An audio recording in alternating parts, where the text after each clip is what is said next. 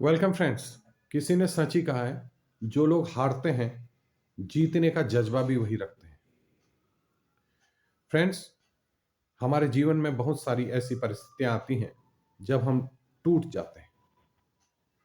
ऐसे ऐसी चुनौतियां, ऐसी ऐसी कठिनाइयां आती हैं कि हम अपने आप को स्टैंड नहीं कर पाते। मैं एक छोटी सी कहानी पहले आपको समझाऊंगा और उसके बाद मैं आपको इसका मोरल बताऊंगा। ये छोटी सी कहानी है अकबर और बीरबल की। एक बार अकबर के खजान खजाने में अकबर का खजाना खाली हो गया। तो अकबर को बड़ी चिंता हुई कि अब प्रजा का पालन पोषण कैसे किया जाएगा। उसने बीरबल से पूछा, बीरबल, अब क्या किया जाए, खजाने में कुछ भी नहीं है। तो बीरबल ने कहा, देखिए, जब देश या राज्य ऐसी परिस्थिति में हो तो व्यापारी का सहयोग ही इसमें लिया जा सकता है।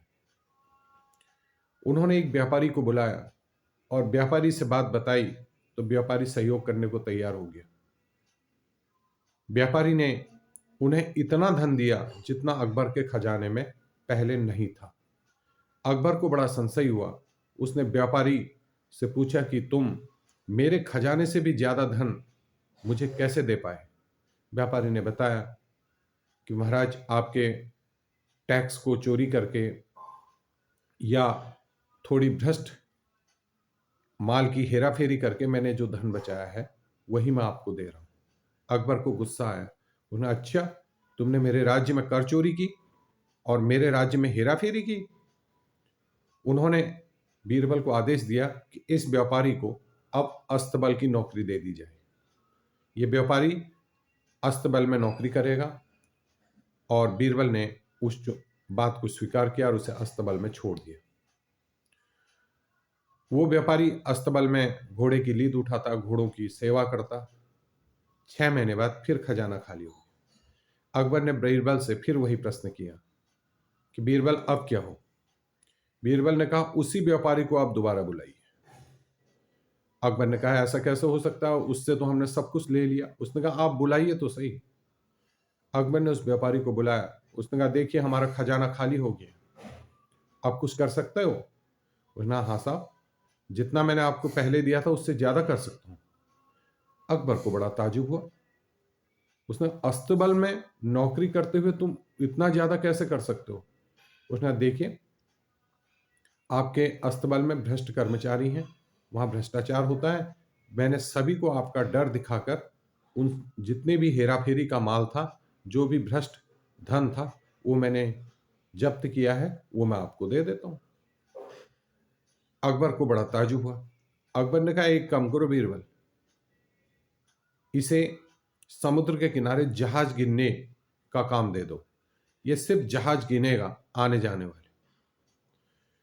व्यापारी समुद्र के किनारे चला गया। उसकी नौकरी अस्तबल से हटा दी गई। उसका काम था आने जाने वाले जहाजों की गिनती करना। 1 साल बाद फिर खजाना खाली हो गया।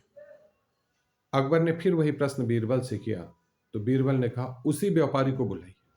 अकबर ने कहा, ऐसा कैसे हो सकता है, एक बार उसका सारा कुछ हमने ले लिया, दोबारा जो था वो भी ले लिया। उसने कहा, अब तो हमने उसको ऐसी जगह छोड़ा है जहां वो पैसा कमा ही नहीं सकता।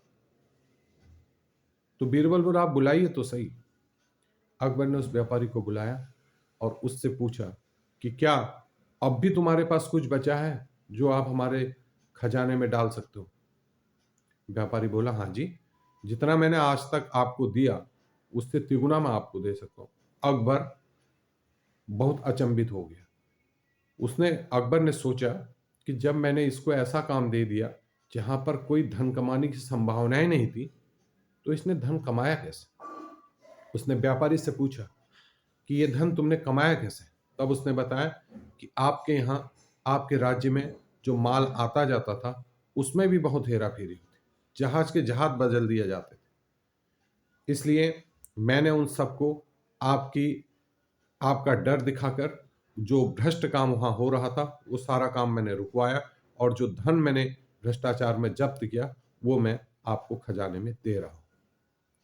फ्रेंड्स, इस कहानी से हमें ये शिक्षा मिलती है कि हमें प्रतिकूल परिस्थितियां आने पर परेशान नहीं होना चाहिए, बल्कि उसमें संभावनाएं खोजनी चाहिए। जिस तरह से व्यापारी को अस्तबल में भेज दिया गया, तो अस्तबल में भेजने के बाद व्यापारी ने अपना काम बंद नहीं किया, बल्कि दूसरे तरीके से धन कमाया। और जब समुद्र के किनारे काउंटिंग करने को भेजा जहाजों की, तो वहां पर भी उसने संभावनाएं खोजी और धन कमाया। कहने का मतलब था कि व्यापारी का काम धन कमाना था, और हर प्रतिकूल परिस्थिति में अलग अलग तरीके से संभावनाएं खोजकर उसने धन कमाया। इसी तरह से हम लोग भी अपने जीवन में जो भी चुनौतियां आते हैं, उनमें संभावनाएं खोजकर आगे बढ़ सकते हैं। Thank you.